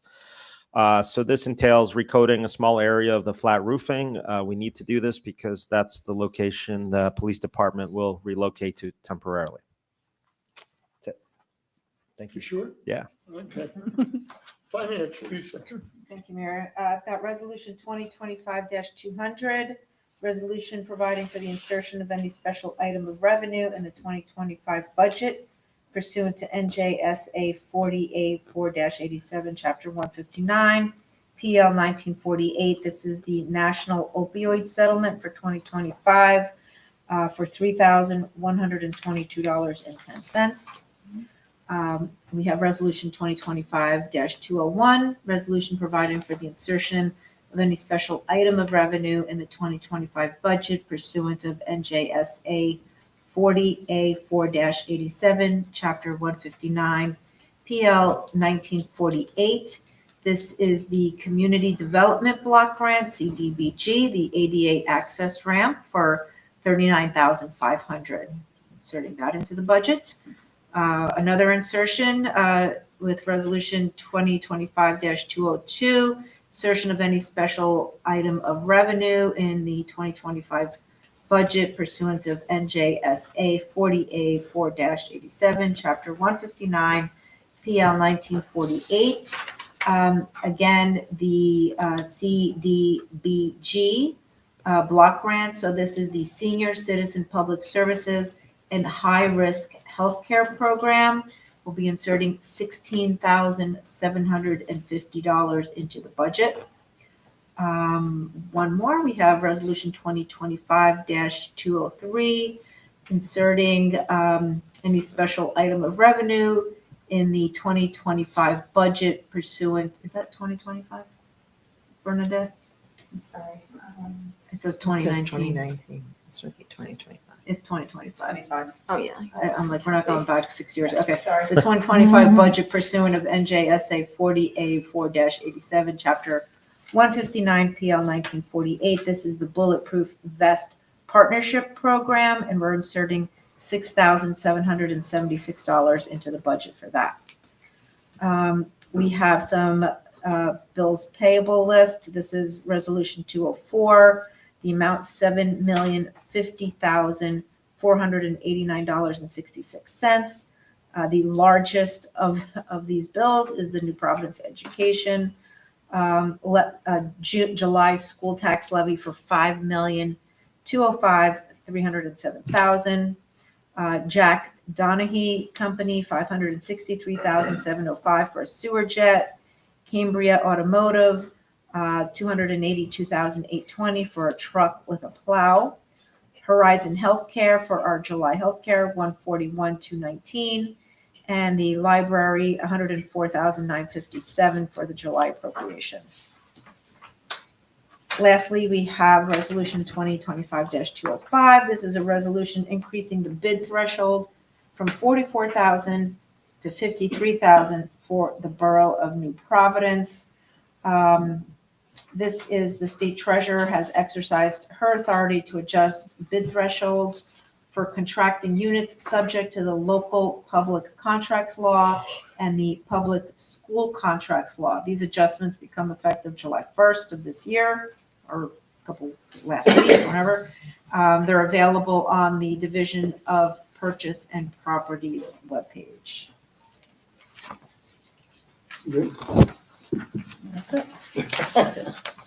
Okay, Alex, personnel. Personnel, only one. Resolution 2025-206, a resolution accepting written employment resignation from Peter Munoz, seasonal employee in the Department of Public Works. Guess he's going back to school. I guess so. Okay, resolution 207, and it's a resolution for Continental Fire and Safety, and it's under the Union County Co-op for $21,707 for surveillance system at the tennis courts. We have a raffle application for MPHS athletic boosters, RA 1244, and the application was properly prepared and reviewed. Public Works, Matt. Thank you, Mr. Mayor. Resolution 208 is a resolution authorizing the sale of property no longer needed for public use in an online auction website. So I have 2 vehicles and a bunch of cabinets that we'll be auctioning off. Resolution 209 is a resolution approving requisition R2501443 for Rapid Pump and Meter Services Company, Inc., in an amount not to exceed $4,800 for fabrication of new shaft and balancer hub for Pump 1 at the wastewater treatment plant using the Bergen Co-op 24-21. Our Pump 1 failed, had a crack. To buy a new replacement apparently would take somewhere in the vicinity of 18 to 22 weeks, which we can't be out of service for that long. So Rapid Pump and Meter is going to fabricate one for us, which is only going to take approximately 2 weeks. So. Good. Okay, committee reports. I guess the big thing on everybody's mind is the storm last night. We got approximately 7 inches in an hour and a half to an hour and a half or 2 hours. It was the amount of water that came all at once. It was like a bucket where it was dropped on New Providence. And believe it or not, New Providence didn't even get the worst of it. I know I was looking at pictures of Berkeley Heights. They had whole roadways lifted. Watchung, North Plainfield, and Plainfield, 2 people died, which was a real shame. We could have had the same thing here. We had a car that was washed away into the Salt Brook and washed down, and thank God our fire department was there. We had two individuals that went in, or 3 that went in and saved the woman and her dog. Thank God we had the 5-ton truck. I think since we got that free from the federal government, we put some upgrades in it. I would say since we got it, we've had about a dozen or more life saves. So, the money we put into that, I've heard people say, oh, it's a waste of money. Well, saving one life isn't a waste of money, in my view. So I just really, and I'll speak for all the council because I know we all feel the same way. I want to thank the fire department, rescue squad. Jess, you're here. Alex, you're a fireman, you're here. The police department. I especially want to thank Public Works because I got to tell you something. They were out all hours working. We had damage. We've had road damage, this and that, but our damage was a lot less than a lot of other towns. So I kind of consider ourselves fortunate. But I went out very, very early this morning with Ralph, and every single road was open. I mean, they had logs all over the place. I mean, logs, boulders. The flume up on Deerfield Road is the rocks. We don't even know where the rocks are. They got pushed out. The amount of damage was unbelievable for such a short time. I'd like to thank most of the residents that stayed at home It didn't go out sightseeing. A lot of people go out and walk around, which is the most dangerous thing. If there's floodwaters there and you walk into it, if there's a hole, you can't see it, you're going down. You hit your head, you're going to drown. I mean, people don't realize the danger. And if public safety has to go someplace and there's people riding around, it makes that all the more difficult for them to get around and do their job. So I just want to thank everybody involved. Thank God we had no injuries. We were very, very fortunate here. And I know Governor Murphy was in the next town over and talked about what happened in this area. He created a state of emergency. I talked to his aides, and I also talked to Congressman Ken's aide, and told him, please get on President Trump and make this a federal disaster area. That way we're entitled to money for the repairs. So hopefully, he said it's already in the works. And I just want to thank everybody for, doing their job. And we are, like I said, I've always said I would trust myself and my family with our first responders. And they just prove it over and over and over again. So thank you.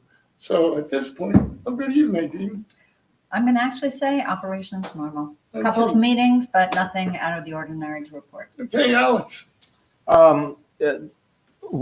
Just one comment on the engineering committee. We read 2 resolutions today about police department and DPW building. So one thing I've asked on behalf of the sustainability committees that we make sure we look at all the green designs possible, try to make those both buildings as green buildings. So Keith, I know, is looking into that. All I have to report. Okay, now. I just want to talk about the planning board meeting, and we did have the review of Toll Brothers up on Chamlin Road. It was packed, standing room only. I mean, packed room, and a lot of concerned citizens, which is great. I know you guys all heard me talk about this at the end of the day, that we really want the room to be packed.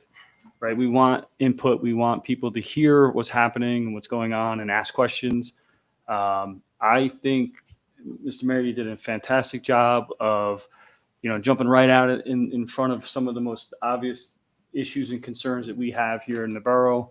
I think the entire board really grilled, the engineer on a lot of the issues and questions and concerns that we had on the project. And they're taking it back. And again, the public didn't get a chance to ask their questions. And I hope that they don't, fall off. I hope they continue to show up and they continue to, listen to the testimony. We're not all, mostly, these are all volunteers, right? These are just people in the public that have been doing the planning board for a long time. So they know the process and they understand how to ask questions. They may not always ask a question that you may have in your mind. So come to the meeting, and if something's not asked, please just come up and ask the question, or just make a statement that maybe would help the planning board turn it into a question for the developer. This is the way that we get the best result for the borough. I thought it was awesome to have a packed house. I hope we continue to have the packed house, and people. I know there's a lot of concerns. We're going to do our very best to make sure that, that application is thoroughly heard and we ask the right questions and we get the best result for the Borough of New Providence. Matt, do you think the next meeting will have the residents be able to ask questions, or you don't think it's enough time for the application to?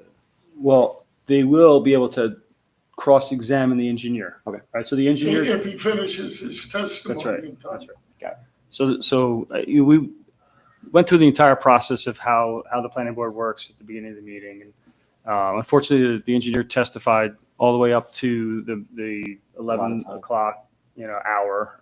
And so the public wasn't able to ask questions. Now, he may come back and have additional testimony based on new plans or any changes or anything based on that meeting. So we don't know how long that could take, right? But there will be an opportunity for the public to ask each of the professionals and planners and developers and whatever they have testify, right? So there's an engineer, there's a planner, there's a traffic person. Can you explain the process once they come up with a redesign, or when is that posted on the website? How does that work? Yeah, so that was a great question. They did ask that question. They do have to send in those plans in advance of the meeting. There's a certain time period. I don't know exactly what it is. 10 days. They have to be noticed. I'm seeing jazz hands from John. 10.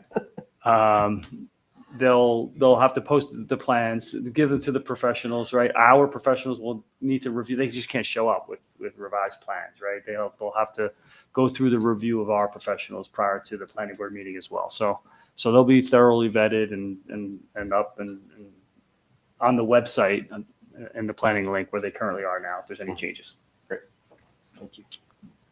That's it. That's all I have. Okay, Lisa. Oh, I just wanted, and so I'm sorry. That meeting was scheduled for next Tuesday. It's been pushed to August 5th. So the meeting we will have a meeting next week, but we will not be discussing that project. That project will be discussed on the August 5th meeting. Sorry. Operations are normal for me. Diane. Oh, you know me, I always talk a lot. Community activities, there's a lot going on. Camps are going well. Every time of year is a very busy time of year for them. There is the Green Challenge going on. So this week is recycling and waste management. You can still join. It is free. Go to our borough website, go to Community Pass, and you can sign up, get little helpful hints. It's great. July 11th, actually, we had chat with the mayor, which was always great. We had several topics. Cecile Seth actually came by and she was talking about native plants and planting with native plants. So more to come on that. That was a really exciting conversation. And we were talking about it fits hand in hand with both sustainability and beautification committee. So that's forthcoming. And the next chat with the mayor is August 1st. We have started our concert series, which is brought to us by the New Providence businesses, facilitated by our community activities department. They're right here in Centennial Park. We had the first one last Thursday. The next one is the 17th and then the 24th. Thank you to, please remind me who, I know the Lions does hot dogs. Thank you to Zeta's for their ices, and I think the senior center was there. The senior center club was there, which was really great. They had some sign-ups, so a lot happening at those concerts. National Night Out is actually on August 5th. Communications, go to the source, newprovidence.us. Historical Society, a lot going on with them. They did get some significant water in the basement, but the community rallied together. I went over there. I actually was talking to Rick and Jeff Grobe and Maria DeLuca. So there's a lot of at the Saltbox Museum. And of course, I save everything, so I'm like, no, don't throw that out. But it was like peeling off the back of pictures to save the actual paintings. So it was really cool. More to come on America 250. We had a meeting which was very well attended. And I think that's everything. Oh, no, I do want to add to Al's shout out wastewater treatment plant. Thanks to those guys. They always have our back. That must have been a rough night. Yeah. You know what? It was amazing. They went right through. That's great. I always consider them part of DPW. True. Kathleen.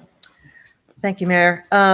So I missed the last council meeting, so I'm just doing a retroactive acknowledgement of the diversity committee that we were present at the Unity Day event on June 7th. You probably said something. I think you did. I think Lisa at the last, mentioned and it, Lisa.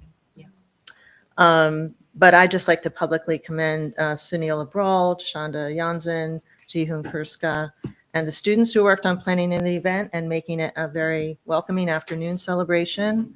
Lots of fun music and sharing of cultures, and I hope that's going to become an annual event. We talked about our ideas for upcoming events and activities at our June 10th meeting, and we're taking a little bit of a break over the summer, but we're in the process of scheduling our next meeting to put together our event plan and bring it to council for approval. I would just like to make, I know it's a late night for everyone, but just a few other brief remarks about a couple of other topics. Just wanted to reiterate deep appreciation for all of the work that was done by all of those unsung heroes that were out all night and today.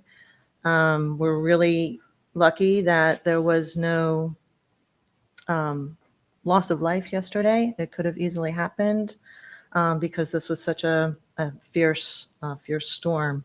But that is, 24 hours later, the inevitable question is, how can we prevent or mitigate this damage from happening in the future? This is kind of happening more frequently. And each time the severity increases. We live along a river. We have a creek that runs through our town. So we need to expect this, but I think that we just need to kind of reassess and reevaluate what we can do as a town, not necessarily to prevent flash floods from ever happening, but just looking at our risk assessments and our mitigation plans and making sure, knowing that these are happening more frequently and they're more severe, do we need to make any adjustments to how we're approaching this as a community? And again, it is a climate change issue. We do need to evaluate what we're doing as a community. We can't control what other countries do, what other counties do, what other states do. We can control what we do here in New Providence. Is there anything we can be doing to try to just reduce our carbon footprint? So I just wanted to make that point, and I'm happy to work with everybody here on council and the town to see what we can do in the future.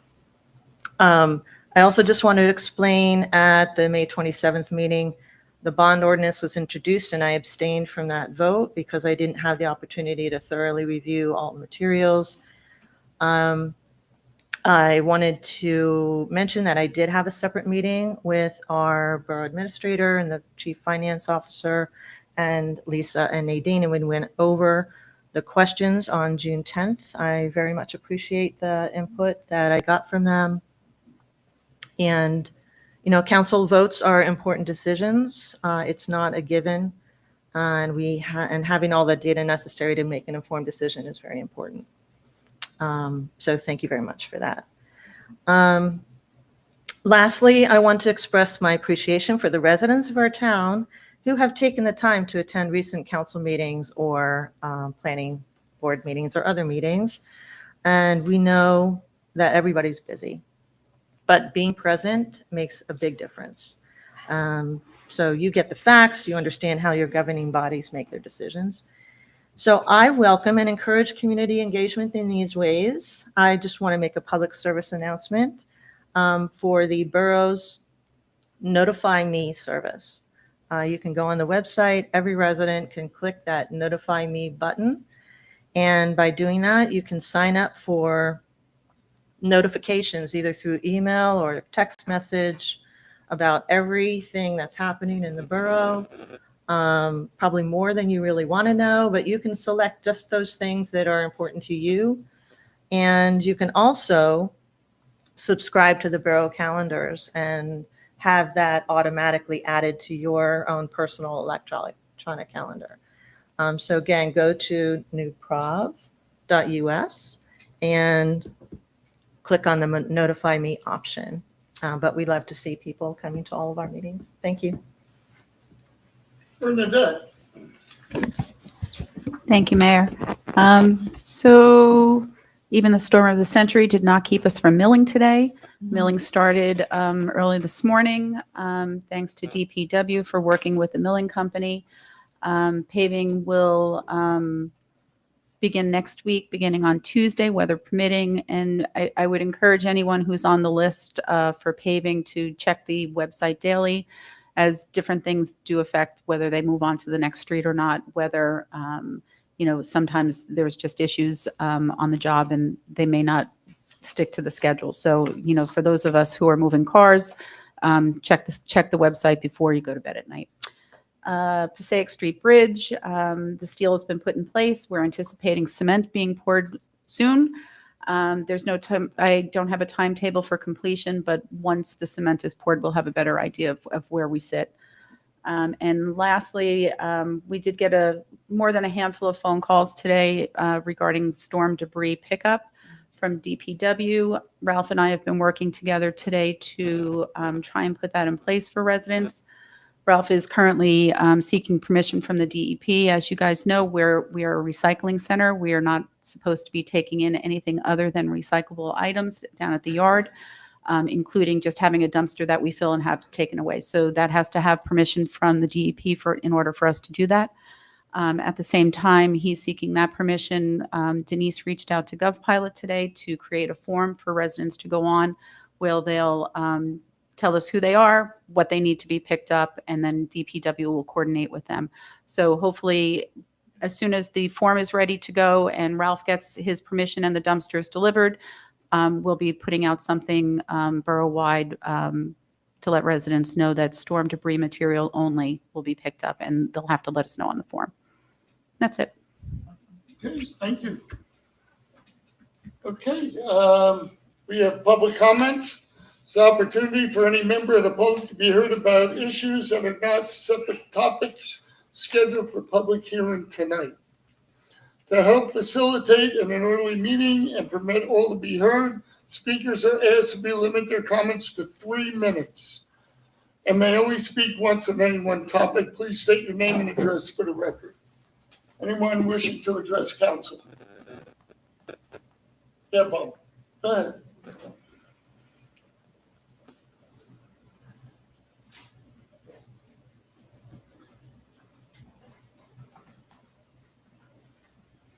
Hi, Bob Connolly, 415 Elkwood Avenue.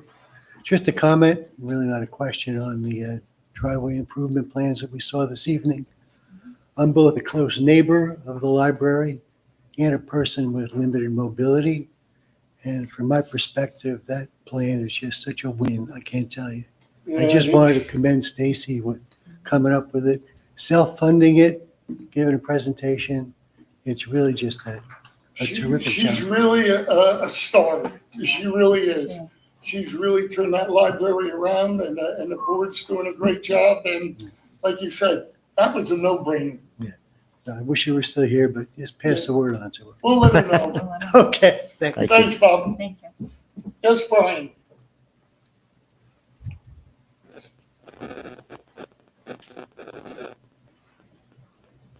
Hi there.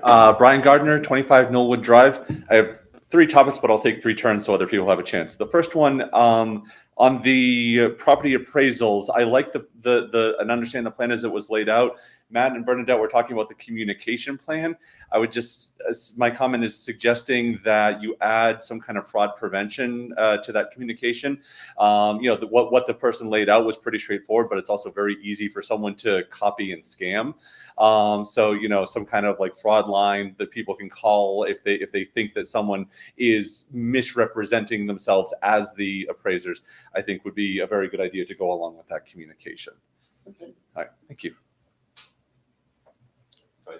You might just get them all out. All right.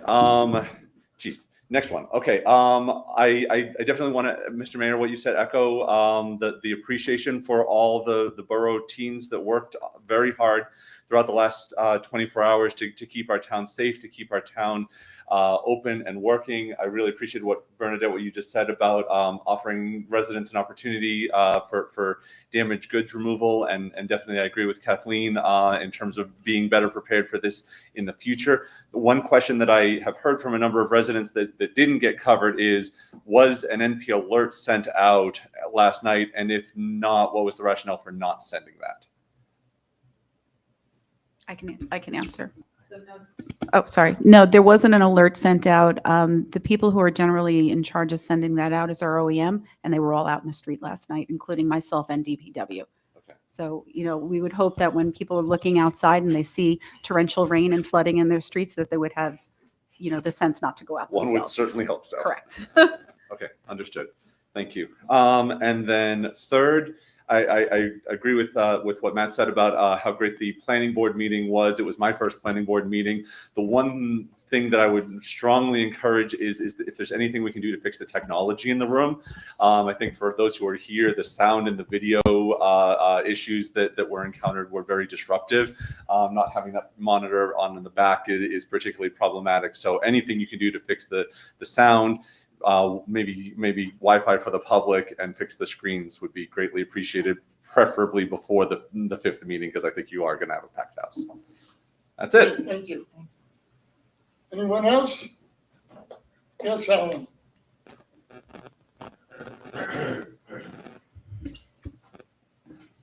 Alan Swanson, 47 Overhill Road. I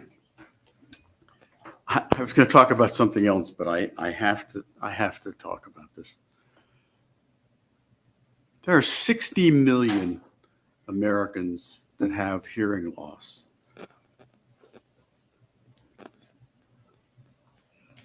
'75 plus, which I am, there's about 40% of the people that have hearing loss. About 28 million people benefit from having hearing aids. I'm one of those. I have a severe hearing loss. I'm dependent on my hearing aids. I spend $7,000 on my hearing aids. I'm able to do that. They're programmed for me. The reason that I'm talking today is that I've kind of reached the limit. The first time that I brought up an issue of hearing in this room was before it was renovated.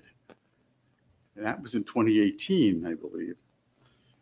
And I have repeatedly brought up this issue over the years and been told that if someone was totally deaf that came in, we'd get somebody with sign language here.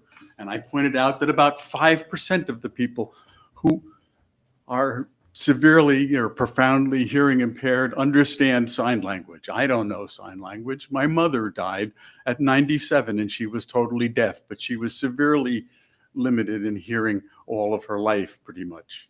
From the days that she was operated on the kitchen table on Chatham Street because she had to have her mastoid processes removed because of scarlet fever. I had a younger brother who had a severe hearing loss. Tonight, when you have someone sitting here with the microphone there and leaning back and kind of mumbling as your tax assessor did, you understand that I didn't understand a word that he said. Now, I can sit up there and I can raise my hand and I can say, I'm not hearing every single time. I've been coming here for what, 5-6 years? I could have been doing that for years here. I asked Keith Lynch, I said, I will come, let's come here sometime and I'll help you out with your system to try to tell you I'm the perfect person. I'm a speech pathologist. I have half a master's in audiology. I have family members who are severely hearing impaired, and I'm severely hearing impaired. And he said, well, no, we're in compliance. We don't need to do anything. You're not in compliance. My hearing loss continues to get worse. What's going to happen if I'm happen to be here when I'm 85 and I can't hear and I don't understand sign language? What are you going to do? You know what you're going to do? Nothing. I'm usually so good and calm here, but I can't tonight. You have to do something. There's a reason that people have microphones that they push it and it lights up in front of them so they know that they're speaking on a microphone. This guy here, if he was having to push a button, he might have talked into the microphone. Anyway, you get the point. I mean, it's. Well, thank you for your comments, Alan. Do something, will you please? Anyone Because else? people don't come. There's a couple thousand people in this town, We at least, understand what who you're are saying. hearing impaired. And do something. They don't come because they're so frustrated. I come because I fight through it. Thank you. Anyone else wishing to address council? Seeing no one, I declare the public comment. Oh, Alex? Okay. Sorry to hold you up another minute. That's okay. Alexander Pereira, 92 Pine Way, New Providence. Just very briefly, thanks to the mayor and council as always. I know, unfortunately, the gentleman left, but on behalf of our assemblywomen in the district, Nancy Munoz and Michelle Matsakudis, there are a bunch of state tax programs, as I'm sure you all know, but just for the public's benefit to mention it here. We are happy to work with any residents. If any residents need help with them, reach out to the office, reach out to the council. They know how to get in touch with us. There's a lot of tax programs that are accessible and a lot of people aren't taking advantage of them. So we're always happy to be here as a resource. I know exactly who that is, and I'll tell him to get in touch with you. Perfect. And then just on a personal note, entirely aside, thanks to the Borough Council for our support, especially first responders. You know, last night there was a lot, but because of the equipment we have, we're well equipped. So thank you. We thank you for all that you guys do. Thank you. I thought you were going to give a shameless plug for membership. I also wanted to say that I know he was out with Ralph this morning, and a lot of people called about basements and things. They can't be everywhere all at once. So nobody's forgotten anybody, and we know people have drainage problems, and with anything that happened like last night, there's really nothing you can do about it. When the river fills up, there's nowhere for the water, it backs up. It's just nature. And thank God we didn't have a Texas situation, because that's really sad. So at that rate, I need a motion for items 1 through 22, please. So moved. Second. Roll call, please. Ms. Dolan? Yes. Ms. Belisca? Aye. Mrs. McKnight? Yes. Mrs. Joffrey? Yes. Mr. Kogan? Yes. Mr. Kaminsky? Aye.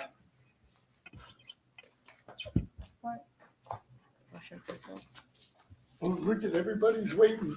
Motion for adjournment. So moved. Second. All in favor? Aye. No, so be it. Thank you all for coming tonight. Appreciate it.